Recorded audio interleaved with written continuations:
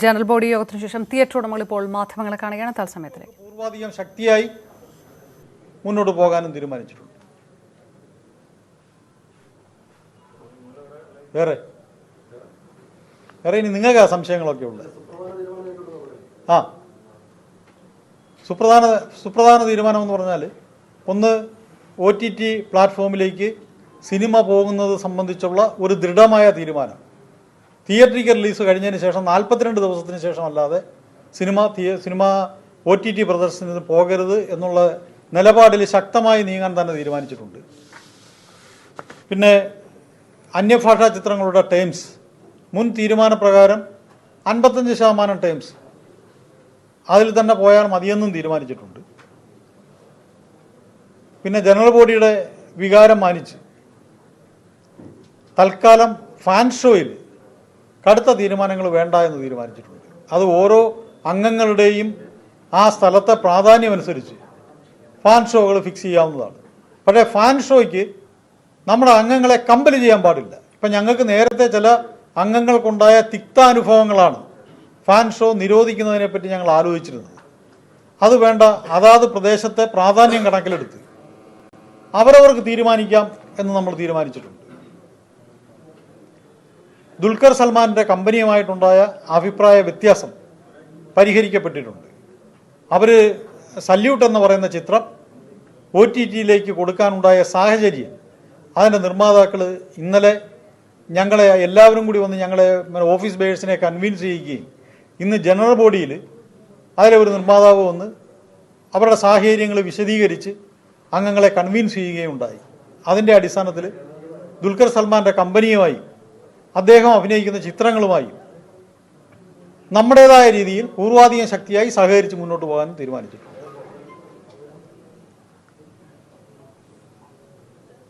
പിന്നെ രാവിലെ ഞങ്ങളുടെ ഒരു ബയലോ അമെൻമെൻറ്റ് കമ്മിറ്റി ഉണ്ടായിരുന്നു.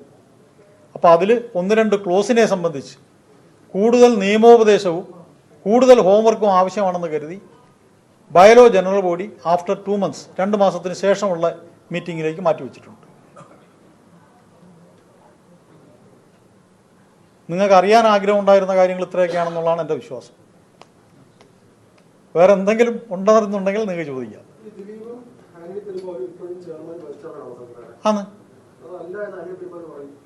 അല്ല, ഇത് ആന്റണി പെരുമ്പാവൂർ അതല്ല എന്ന് പറഞ്ഞുകൊണ്ട് അദ്ദേഹത്തിന് എന്തെങ്കിലും, ഇപ്പം ഞങ്ങളെ സംബന്ധിച്ചിടത്തോളം ഞങ്ങളുടെ ഒരു മെമ്പർമാരും, അതായത് 400 ചില്ലുവാനോ സ്ക്രീൻസ് ഞങ്ങളുടെ മെമ്പേഴ്സാണ്, ആരും ഞങ്ങളിൽ തുടരണം എന്ന് ഞങ്ങൾ ആവശ്യപ്പെട്ടിട്ടില്ല.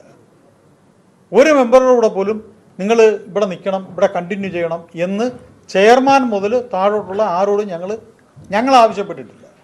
ആ സ്ഥിതിയിൽ കണ്ടിന്യൂ ചെയ്യാൻ താല്പര്യമില്ലാത്തവർക്ക് ഞങ്ങൾക്ക് കണ്ടിന്യൂ ചെയ്യാൻ താല്പര്യമില്ല. ഞങ്ങൾക്ക് കാര്യം ഈ സംഘടനയുമായിട്ടുള്ള ബന്ധം മുന്നോട്ട് കൊണ്ടുപോകാൻ ഞങ്ങൾ ആഗ്രഹിക്കുന്നില്ല എന്നും പറഞ്ഞൊരു കത്ത് ആർക്കും തരാവുന്നതാണ്. അങ്ങനൊരു കത്ത് തന്നു കഴിഞ്ഞാൽ അവരെ കമ്പൽ ചെയ്യാതെ തന്നെ അത് ഫയലിൽ സ്വീകരിച്ച് അംഗീകരിക്കാനുള്ള ഒരു ചങ്കുറപ്പാണ് ഈ സംഘടനയ്ക്കുള്ളത്. അദ്ദേഹം രാജിവെച്ച ലെറ്ററിൻ്റെ ഒരു കോപ്പി ഒന്ന് തരാൻ പറഞ്ഞാൽ മതി. നിങ്ങൾ അതില്ലെങ്കിൽ ഒരു കോപ്പി ഒന്ന് കാണിക്കാൻ പറഞ്ഞാൽ മതി. എൻ്റെ ഇവിടുത്തെ ഫയലിൽ ഞാൻ പ്രസിഡൻ്റായിട്ടിരിക്കുന്ന ഇന്നത്തെ ഫിയോക്കിൻ്റെ ഒരു ഫയലിലും അദ്ദേഹത്തിൻ്റെ ഒരു റിസിഗ്നേഷൻ ലെറ്റർ എനിക്ക് കാണാൻ സാധിച്ചിട്ടില്ല. എൻ്റെ മുമ്പിൽ അത് വന്നിട്ടുമില്ല. ഇന്ന് ജനറൽ ബോഡിയിലെ ചോദ്യത്തിന് തന്നെ ദിലീപ് എന്ന് പറയുന്ന ഞങ്ങളുടെ ചെയർമാൻ അതിൻ്റെ മറുപടി പറഞ്ഞിട്ടുണ്ട്. അദ്ദേഹം പറഞ്ഞത്, എനിക്ക് ആന്റണിയുടെ അഭിപ്രായ വ്യത്യാസങ്ങൾ അറിയിച്ചുകൊണ്ട് ഒരു കത്താണ് കിട്ടിയത്. ആ കത്താണ് ഞാൻ വായിച്ചത്. അതൊരു റിസിഗ്നേഷൻ ലെറ്റർ ആയിരുന്നില്ല എന്നാണ് അദ്ദേഹം പറഞ്ഞത്.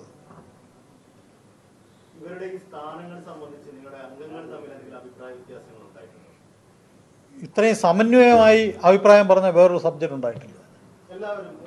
എല്ലാവരും ഒരാൾ പോലും ഡയസിന്നോ ഇല്ലെങ്കിൽ സദസ്സിന്നോ ഒരാൾ പോലും അവർ മാറണമെന്നോ പകരം ആൾ വരണമെന്നോ ഇല്ലേ വേറെ എന്തെങ്കിലും ഒരു അഭിപ്രായ വ്യത്യാസം ഉണ്ടായിട്ടില്ല.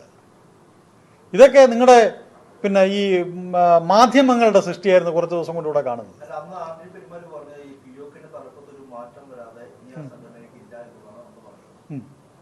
അത് അദ്ദേഹത്തിൻ്റെ വളരെ നല്ല ഒരു തീരുമാനമായിട്ടേ ഞാൻ പറയൂ.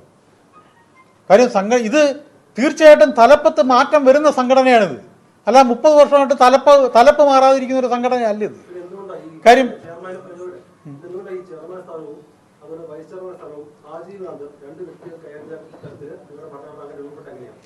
അത് അന്ന് അവരുണ്ടാക്കിയ ഭരണഘടനയല്ലേ. അവർ അന്ന് ഇതിനൊരു ബയലോ കമ്മിറ്റി ഉണ്ട്. ആ ബയലോ കമ്മിറ്റി നിയമോപദേശം സ്വീകരിച്ച് ഉണ്ടാക്കിയ ഒരു ബയലോ ആണിത്. അവർ ഫൗണ്ടർ മെമ്പേഴ്സ് എന്നേ പറഞ്ഞിട്ടുള്ളൂ. അവർ ഫൗണ്ടർ മെമ്പേഴ്സ് ദിലീപ് ആന്റണി പെരുമ്പാവൂർ അവരിപ്പോഴും ഫൗണ്ടർ മെമ്പേഴ്സാണ്. അതിന് മാറ്റമൊന്നുമില്ല. അവർ ആജീവനാന്തം ചെയർമാൻ ആയിരിക്കണോ വൈസ് ചെയർമാൻ ആയിരിക്കണോ എന്നത് ജനറൽ ബോഡിക്കും അവർക്കും തീരുമാനിക്കാം. അത് അവർ സ്വതന്ത്രമായിട്ട് പറഞ്ഞിട്ടുണ്ട്. ഇത് ഞങ്ങൾക്കൊരു നിർബന്ധമില്ല ഇതിൻ്റെ ചെയർമാനായിട്ടിരിക്കാനോ വൈസ് ചെയർമാനായിട്ടിരിക്കാനോ ഒന്നും. അപ്പോൾ സദസ്സാണ് ആവശ്യപ്പെട്ടത്. ഇപ്പോഴും അറ്റ് പ്രസൻറ്റ് നിങ്ങൾ തന്നെ ഞങ്ങളുടെ ചെയർമാൻ, ആന്റണി പെരുമ്പാവൂർ തന്നെയാണ് ഞങ്ങളുടെ വൈസ് ചെയർമാൻ. ഇപ്പോഴും നാളെ അതാകണമെന്ന് നിർബന്ധമൊന്നുമില്ല. ഇപ്പോഴങ്ങനെ തന്നെ പോകുന്നത്.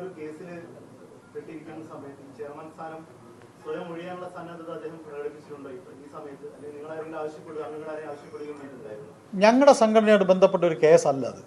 അതുകൊണ്ട് തന്നെ ചെയർമാൻ സ്ഥാനം ഒഴിയണമെന്ന് ഞങ്ങളാരും ആവശ്യപ്പെടുന്നില്ല. പിന്നെ അദ്ദേഹം ഇങ്ങോട്ട് ഇല്ല, അങ്ങനെ പറഞ്ഞിട്ടില്ല. അങ്ങനെ അദ്ദേഹം മാറി നിൽക്കാൻ പറയേണ്ട കാര്യം എന്താ? കാര്യം ഞങ്ങളുടെ സംഘടനയുമായിട്ട് ബന്ധപ്പെട്ട ഒരു കേസല്ല അത്. നമുക്കിപ്പോൾ എനിക്ക് തന്നെ പേഴ്സണലി എത്രയെല്ലാം കേസ് നടക്കുന്നുണ്ട്. ഇവിടെയുള്ള അംഗങ്ങൾക്കും ഇല്ലെങ്കിൽ ഓഫീസ് ബേഴ്സിനും എന്തെല്ലാം കേസുകൾ നടക്കുന്നുണ്ടായിരിക്കാം. അതിനെയെല്ലാം പിടിച്ചിട്ട് നമ്മൾ സംഘടനയിൽ നിന്ന് രാജിവെക്കണമെന്ന് പറയാൻ പറ്റുമോ? ഇല്ലെങ്കിൽ സംഘടനയിൽ നിന്ന് മാറി നിൽക്കണമെന്ന് പറയാൻ പറ്റുമോ? പറ്റത്തില്ല. അപൂർവമെന്ന് ഒരുപക്ഷെ പുറത്തു നിൽക്കുന്നവർക്കോ കാണുന്നവർക്കോ തോന്നുന്നതായിരിക്കാം. അത് ഓരോരുത്തരും നമ്മുടെ ഇമാജിനേഷൻ അനുസരിച്ച് നമ്മൾ ഉണ്ടാക്കുന്നതല്ലേ അപൂർവതയൊക്കെ.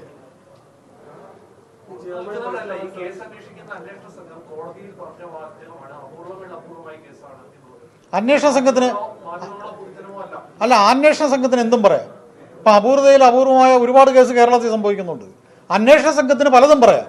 പക്ഷേ അതിന് ഇൻവോൾവ് ആയ വ്യക്തികൾക്കോ ഇല്ലെങ്കിൽ അത് കണ്ടു നിൽക്കുന്നവർക്കോ, അതിപ്പോൾ ഒരു വക്കീലോ ഒരു ജഡ്ജിയോ അപൂർവതയിൽ അപൂർവം എന്ന് പറഞ്ഞതുകൊണ്ട് നമുക്കങ്ങനെ തോന്നണമെന്നുണ്ട്. ഇപ്പം നമ്മൾ ഒരു കേസിൽ ഇൻവോൾവ് ആയെങ്കിൽ അതിൻ്റെ ആ ഒരു ഡെപ്ത് മനസ്സിലാവും. നമുക്കൊരു പക്ഷേ അത് സാധാരണമായ കേസായിട്ട് നമുക്ക് തോന്നാം.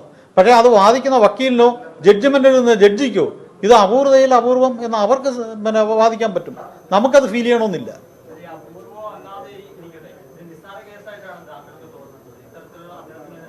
അല്ല, അപൂർവതയിൽ അപൂർവം എന്നുള്ളതല്ല എന്ന് പറഞ്ഞതുകൊണ്ട് ഇത് നിസ്സാരമാണ് എന്ന് ഞാൻ പറഞ്ഞതായിട്ട് വ്യാഖ്യാനിക്കരുത്. രണ്ടും രണ്ടാ.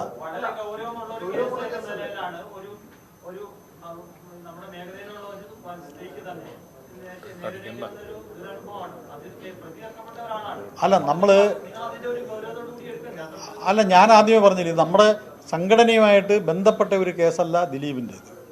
അത് കേസിൻ്റെ വഴിക്ക് പോകും. ആ കേസിൻ്റെ വഴിക്ക് പോയി കഴിഞ്ഞാൽ അത് ജഡ്ജ്മെന്റ് എന്താണെന്ന് വെച്ചാൽ അദ്ദേഹം അനുസരിക്കാൻ ബാധ്യസ്ഥനാണ്, അദ്ദേഹം തയ്യാറാണ്. നിങ്ങൾക്ക് അറിയാവുന്ന കാര്യമാണ്. ഇതിന്റെ വിചാരണ നടക്കുന്നതിന് 85 ദിവസം ജയിലിൽ കിടന്ന ഒരു മനുഷ്യനാണ് അദ്ദേഹം. അപ്പം അദ്ദേഹം അതനുസരിക്കാൻ ബാധ്യസ്ഥനാണ്, അനുസരിക്കുന്നുണ്ട്. കോടതി പറയുന്ന അതേ രീതിയിൽ പോകുന്നുണ്ട്. അപ്പോൾ പിന്നെ നമ്മൾ അതിനെപ്പറ്റി കോടതിക്ക് അകത്തുള്ള ഒരു കാര്യത്തെപ്പറ്റി കൂടുതൽ വ്യാഖ്യാനിച്ച് നമ്മൾ മുന്നോട്ട് പോകേണ്ട കാര്യമില്ല.